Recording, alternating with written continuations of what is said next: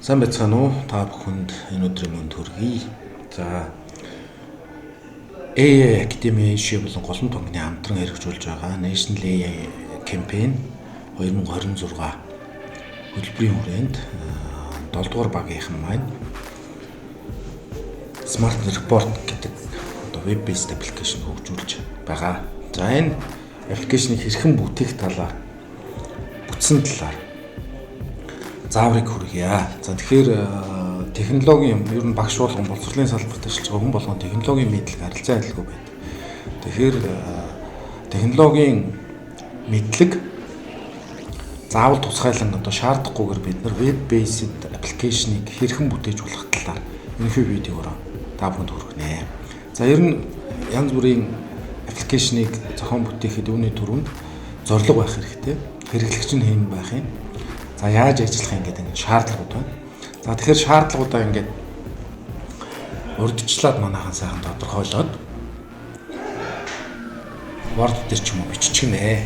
За дараагийн ажил нь бол ямар бүтцтэй байх юм бэ? График дизайн ямар байх юм бэ те? Өнгө бүдэг нь ямар байх юм бэ гэдэг ч юм. За иймэрхүү асуудлууд байна. Хамгийн энгийнээр. За мэдээж одоо хөгжүүлэгчдэг мэргэжлийн хүмүүсийн хувьд бол энэ хичээл хинээ дэмтэй санагдаж магадгүй. Гэхдээ бид нар яг технологийн бүх маш бага шатны мэдлэгтэй хүмүүтэл яаж энэ аппликейшнийг хөгжүүлж болохыг хэрхэн ашиглаж болох талаар хүргэхийг зорж байгаа маа. Тэгэхээр энд одоо магадгүй маш их тийм технологийн шат дарааллын ч гэдэг юм уу хөгжүүлэлтийн одоо мэргэжлийн хүмүүсийн нүдээр харуулж байгаа инээдэмтэй юм шийдлүүд байж магадгүй юм. Тэгэхдээ бид нар бага багаар ингээд сайжрах учраас нийт боловсролын салбарт ажиллаж байгаа хүмүүстэй технологийн мэдлэгээс үл хамааран иймэрхүү байж болох юм аа гэж. Магадгүй энийг хөгжүүлээд явж явах хөгжүүлэх явцдаа багш маань энийг цаашд нь ингэж хийж болох юм гэсэн шийдлээ өөрсдөө хийгээд явах юм боломжийг бүрдүүлэхийг зорж байгаа маа. За одоо дизайны тал дээр бол ингээд заавал бид нар одоо тусдаа Figma ч юм уу те төрөл бүрийн одоо Canva дээр ч юм уу ингээд хийх шаардлага байхгүй. Хамгийн энгийн жишээ зүгээр слайдн дээр бидний одоо вебсайтны бүтц маань ямар хөө харагдах юм бэ гэдэг. Слайдн дээр ингээд хийчихье. Тэгээ энийг скриншот болгоод авчия. Скриншот.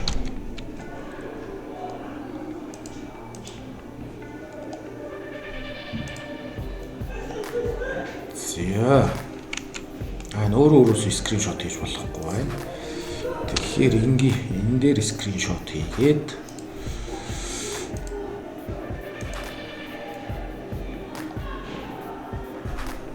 за энэ бичлэг хийж явах явцад скриншот хийж болохгүй байх юм болоо. За ингээд скриншот хийгээд авчих. Слайд. За энийгээ копидоод за бид нар юу руу оръё? Өөрсдийн мой саягаараа Google руугээ нэвтрээд Gemini Google.com оруулаад за саяныхаа скриншотыг энд зөвхөн copy paste хийчих. За дараа нь энэ шаардлага копидод явчих. За энэ нэг төрлийн одоо prompt те. За ингээд бидний өгсөн дизайн болон шаардлагууд дээр ийм л юм байна. Анализ хийж байна.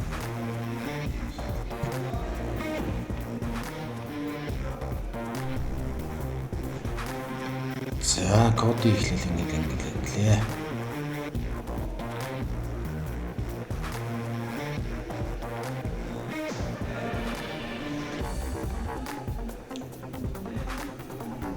За ингээд нөгөө код маань гараад ирж байна. Ер нь бидний ашиглаж байгаа бүхий л одоо технологийн аппликейшнуудын ард дандаа коднууд байдаг. За энийг татаж аваа. Download код гэдгийг татаж аваад тэгээд ажиллуулчих. За тэгэнгүүт ихний байдлаар бидний одоо дизайныг энд гаргаад өгсөн байна. Нөгөө шаардлагын дагуу за хөтөлбөр гэж жишээлбэл бүлэг сэдвийн нэг жилийнх юм уу, жилийнх юм уу. За би жишээлбэл одоо газар зүйн мэргэжилттэй хүн те. Газар зүйн дугаар ангийн жилийн бүрч гэдэг юм те. За заах жилээр газар зүйч. Тэгвэл энэ дээр заавал газар зүй гэж. оруулах шаардлага байхгүй. За зураг оруулах хэсэг маань ажиллахгүй байна. За энэ ярих хэсэг дээр дараа 7 дугаар ангийн жишээ хөтөлбөрийг боловсрууллаа. За яагаад ажиллахгүй байна вэ гэхээр энэ маань нөгөө юун дээр дэлгэц үзэгч програм дээр давхар мик маань ажиллаж байгаа учраас ажиллахгүй байгаа. За энэ зураг оруулах хэсэг дээр за ийм зураг оруулаад. За тэр маань бас ажиллахгүй байх шиг байна. За энэ хяналтын самбар төлөвлөгөөн дээр одоо юм нэмж өчөх зүйл албан шаардлага дээр бол Word-ын файл оруулж ирнэ гэсэн байгаа. Хөтөлбөр сургалт өөрийн хөгжил дээр бас Word-ын файл оруулж ирнэ. Хувийн туслах тайлан гэсэн. За иймэрхүү байдлаар бидний эхний дизайныг гаргаад өгчлөө. За тэгвэл өгсөн шаардлагын дагуу гэдэг одоо дараагийнхаа промптыг өгч. За энэ кодны доотлолд анхааруулах юмнууд байсан. Энийг бас уншиж явах хэрэгтэй. Дээрх код нь ингэсэн. За Word Excel. Экспортлох. За 15 минут код. За ээж бүрэн код бичиж өгнө.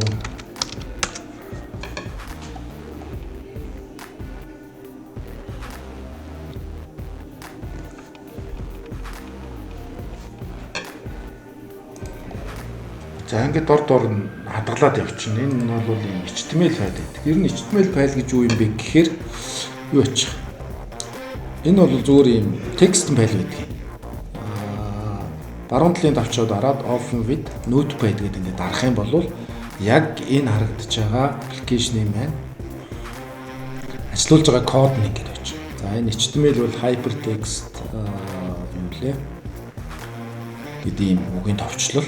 За одоо код бичдэг усуудын хамгийн түрүүнд сурах ёстой програмчлалын нэг төрлийн хэлэх юм уу да. За ийм код байдаг. Цаана ажиллаж байгаа зүйл нь.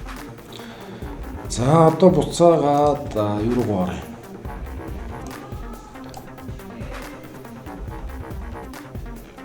За тэгээд хэсэг хугацаанд хүлээх шаардлагатай. Яагаад гэвэл эдгээр хиймэл оюун ч гэсэн энэ чинь ингээд бичгэд тодорхой хэмжээний хугацаа хэрэгтэй байдаг. За ингээд дууссан байна. Дахиад даунлоод мод дээрээ дараад код дээрээ дараад за юун код ажиллуулж. За энэ жишээлбэл 7 хоног сар улирлын юм хяналтын юу харагдаж байна. За Word-оос татах.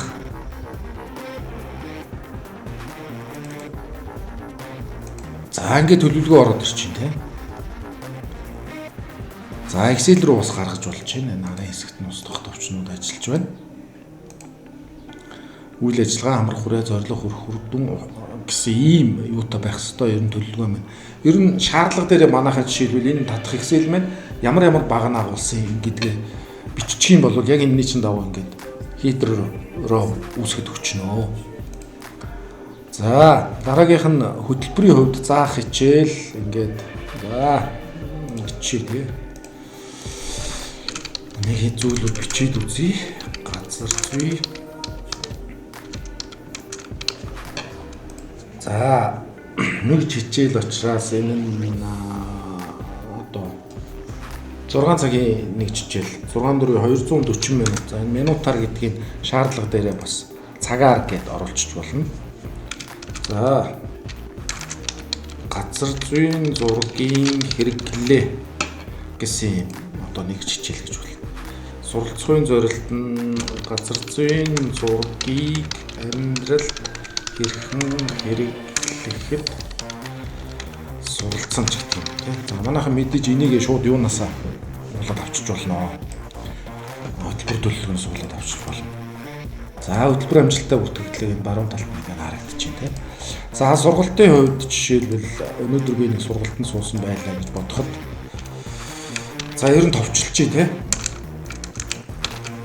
Товчлж. За 15 хүн амрагдсан. Хугацаа 60 минут байсан. Зорилго нь ийм байсан. Үр дүн ийм байсан. Зураг авсрах нь одоо жишээлбэл ийм байсан гэж. За ингээд зураг нь энд харагдаж байна. Ингээд бүтгцэн зураг хэлцэл. За өөрийн хөгжлийн төлөвлөгөө гэж. За өөрийн хөгжлийн төлөвлөгөөн дээр одоо надад яг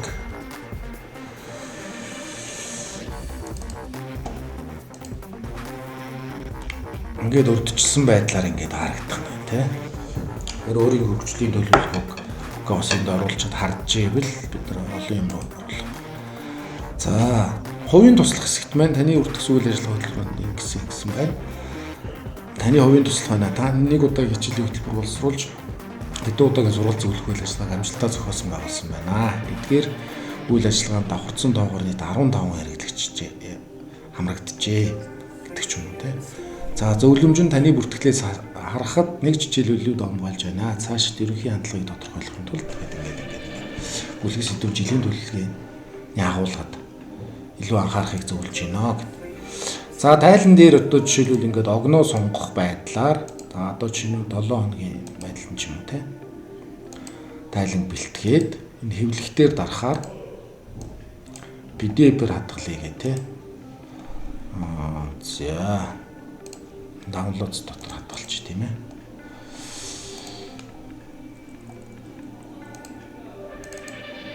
За нэг иймэрхүү байдлаар тайлан маань харуулчих юм байна.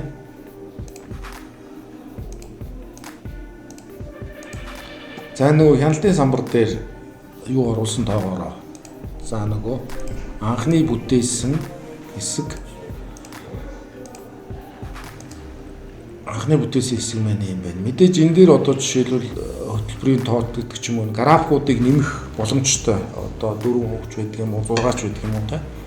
Нэмэх боломжтой. Тэгэх юм бол нөгөө шаардлага хэсэг дээрээ бичиж өгчнөө. За одоо хяналтын самбар хэсэг тийм одоо графикууд байна. Графикийн төрөл нь тийм байна ч гэдэг юм. За ингээд бид нэр анхан шатны анхан шатны вебсайтаа ингээд хийчлээ. Ер нь ингээд хийгээд ирэхээр аяндаа өөрөө та туршлагачин. За энэ маань хаана хадгалагдсан байгаа вэ гэхээр энэ Gemini code гэдэг HTML-ийн код байна. За энийг одоо бид нар яаж гар утас болон юуныхаа хооронд ашиглах юм бэ гэж байна. За ингийн тул гар утас юуны хооронд компьютер хоёрын хооронд бид нар жишээлбэл өдөр тутмын үйл ажиллагаанд гар утсыг хамгийн их ашигладаг. Тэгээ гар утас бол бидний бид байнга байж байгаа. Компьютер бол байнга чирээ явахгүй. Тэгэхээр гар утсан дээрээ бүртгэл компьютер руу илгээх гэсэн ийм асуудал тулгардаг. Тэрийг юу гэж нэрлэдэг вэ гэхээр ер нь sync гэж нэрлэдэг тийм гар утас ашиглаад хэрвээ та Gmail дээр ч юм уу Apple account дээр sync холбочих юм бол нөгөө Google фото дотор ч гар утасны чинь бүх зураг хадгалагдаад байдаг шүү дээ. Яг тэрнтэй адилхан гар утсан дээр хийсэн юм компьютер дээр яаж хадгалагдах вэ? Энэ асуудлыг шийдэхэд их төвөгтэй. Одоо манай хөгжүүлэлтийн багийнхан ингээд энэ дээр нэлийн ажиллаж байгаад ер нь бол тийм хамгийн хялбар шийдэл нь бол Netlify app гэдэг сайтыг ашиглах нь ер нь зөв юм байна. Өөрөөр хэлбэл гар утаснаас бид нар нэвтэрсэн зүйлээ яаж компьютер руу илгээх юм бэ? Яаж шууд sync хийх юм бэ гэхээр Gmail-ийн аккаунттай холбоод ингээд дунд нь нэлийн технологийн нарийн шийдлүүд байсан. Тэрийг бол одоо шууд технологийн бага хэмжээний мэдлэгтэй хүн шууд ойлгоод хэрэгжүүлэхэд их хэцүү. Тэгэхээр манай багийнхан юу гэж шийдсэн бэ гэхээр ер нь бол backup restore гэдэг маягаар шийдъя гэсэн юм байна. Тэр нь болохоор утсан дээрээс backup буюу ийм архивын файл утсан дээрээ татаж авангуудаа тэргээ чатаар ч юм уу, мэйл хаягаар ч юм уу компьютер руу илгээ чинь. Компьютер дээр ирэнгүүтээ нөгөө backup-лсан архивлсан файлыг програм дээрээ сэргээх restore гэдээ оруулчих. За ингэхээр бол болчихно гэсэн.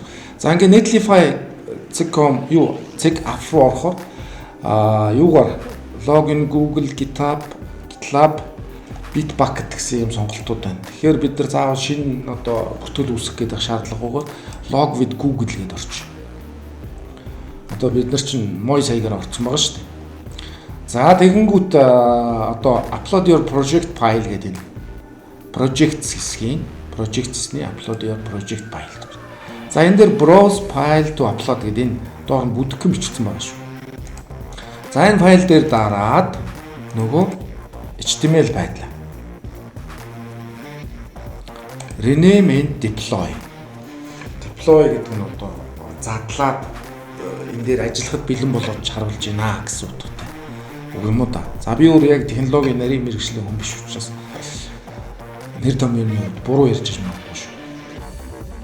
За ингээд published буюу барьсан гэсэн юу гарч байна. За ингээд Vermilion Cactus гэдэг энэ самсургүй юм юу өгсөн байна. За энийг хэдүүлээ ингээд өөрчилчих болно. Энэ quick setup гэдэг дээр дараад ингээд би жишээл өөр өгч юм. За ийм Dead Project-ны нэр чинь байна уу юу гэж сая юу чинь. За одоо ингээд энэ дээрээ дарчих. За тэгэнгүүт нөгөө файл маань энэ дээр. За Netlify-ыг яагаад ашиглаж байгаа вэ гэхээр гар утас компьютер хоёр маань яг энэ сайтн дээр одоо юу гэх юм бэ? Уулзж байгаа гэх юм уу. Түүнээс одоо энэ дотор тэмдэглэгдсэн бүх зүйлс бол энэ сайтн дээр биш. Гар утасны гар утсан дээр компьютер дээр хадгалагдаж байгаа. Ер нь бол local host гэж нэрлэдэг юм байна. За ингээд бид нар энэ лөө хандаад гар утаснаас хандаж болох нь компьютераас хандаж болох нь тийм ингээд Netlify яг. За одоо энэ дээр нөгөө түрүүний гар утас компьютер хоёрын хооронд яаж файлаа зөөх вэ гэдэг асуудал байна. За тэрийг ингээд prompt чи гар утас хоёрын хооронд мэдээлэл солилцохдоо backup. За backup гэдэг нь одоо нөөцлөх гэсэн утгатай үг л дээ.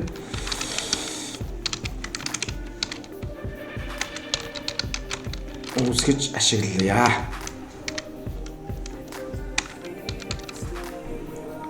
Код нэмж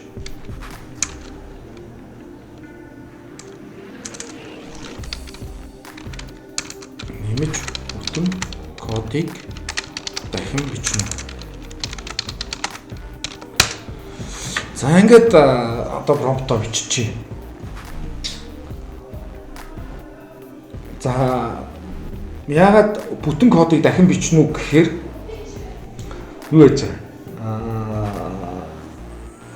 хэрвээ мэдээлэл солилцохдоо backup and restore system үүсгэж ашиглая гэх юм бол одоо энэ HTML дотор ч та энэ хэсгийг ингээд копидод сольчих гэсэн нэг юм цөөхөн мөр код өгчдөг байхгүй. Тэгэхээр технологийн гэдэг юм уу одоо HTML-ийн мэдлэг багтаа улсууд бол энэ кодыг хаана нь яаж болох юм гэдэг ингээд хүндрэл үүсдэг.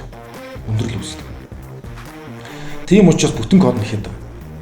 Хэрвээ та одоо юу гэдгийг HTML ч гэдэг юм уу, Python ч гэдэг юм уу, JavaScript ч гэдэг юм уу те ингээд програмчлалын хэлний нэлээд сайн мэдлэгтэй байх юм бол заавал юм урт код бичүүлээд байхгүйгээр юу ячнаа гэсэн.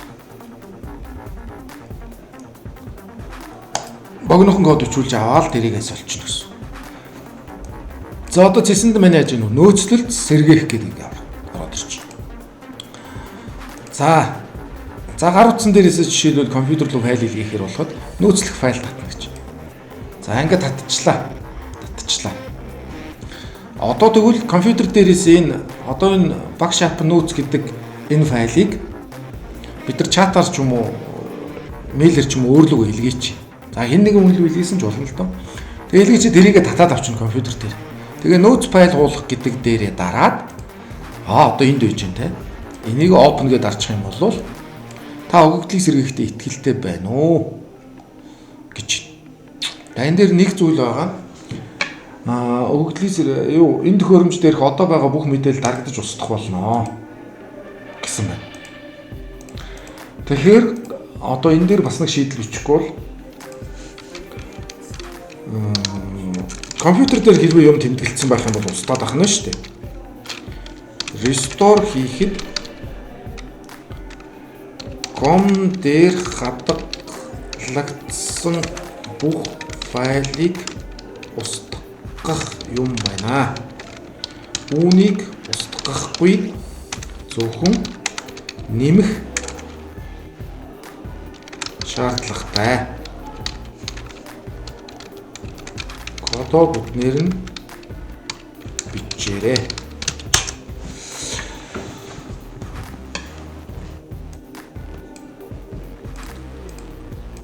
За ингээд ерөнхийдөө юу гэдгийг маань үндсэн хөгжүүлэлт маань нэлээд орчлоо. Тэгэхээр одоо загвар дизайны үед магадгүй таны анхны бүтээсэн аппликейшн танд таалагдахгүй ч гэдэг юм уу те байж болно шүү дээ. За тэгэнгүүт ер нь яваанда та дахин энийг ингээд хийгээд өдөргүүд юу нэмэх ёстой, юу хасах ёстой, юун дээр анхаарах ёстой гэдэг юмнуудаа бол маш сайн мэднэ. За ингээд устгахгүйгээр сонгосон нөөц файлийн мэдээллийг дээр нь нэмж нэгтгэдэг data merge log гэх суулгалаа гэд. За ингээд бүрэн дуусахаар нэг анивчаад байгаа шүү, нэг сайн анхаараа. За download code. За одоо энэ шууд VS Code дээр нэгтчлээ.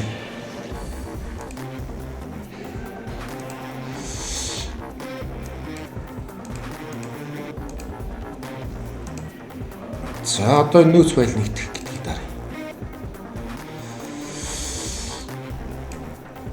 Та түрүүний гарч байгаа үгнээс өөр нь шүү дээ. Та нөөц файлын өгөгдлийг одоо байгаа өгөгдөл дээр нэмж нэгтгэхдээ итгэлтэй байна уу?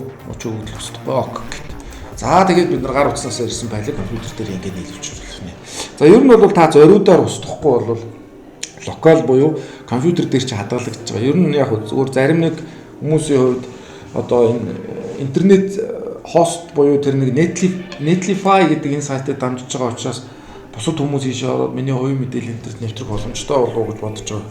Яг онлын хувьд бол боломжтой. Гэхдээ одоо би яг security буюу одоо энэ нууцлалын мэрэгчлэлтэн биш учраас маш сайн тайлбарлаж чадахгүй. Яг би 2-3 хиймэл оюунаас асуухад бол ер нь бол онлын хувьд боломжтой боловч бүх файлууд чинь яг ингээд юун дээр ажиллаж байгаа.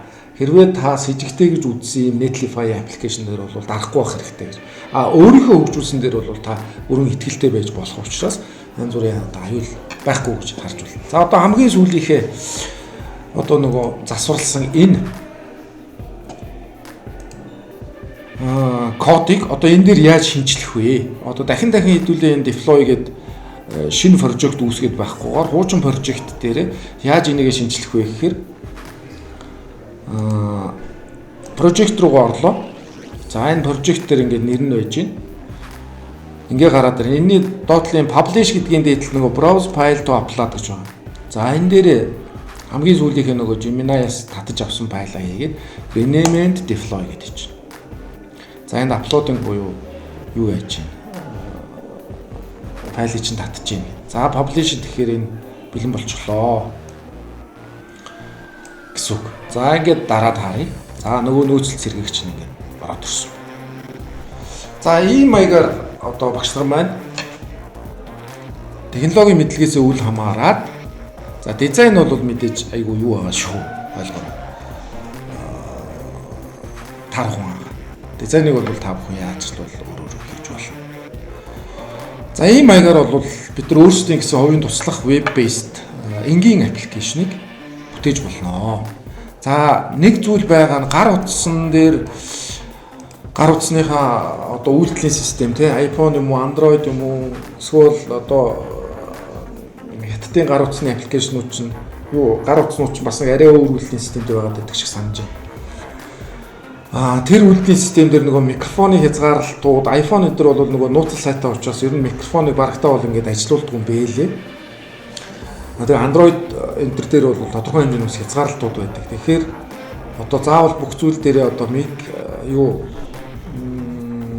камерын зөвшөөрөл хэрхэн тохируулах вэ энэ гэдэг юм мөн утасныхаа онцлогоос шалтгаалаад бас шаардлага дээр нийцүүлж бичиж өгөх хэрэгтэй юм байна гэж хэлж байна. За ингээд та бүхэнд амжилт хүсье. Хүн бүр өөрийн гэсэн хувийн туслах веб based аппликейшнийг бүтээж сурч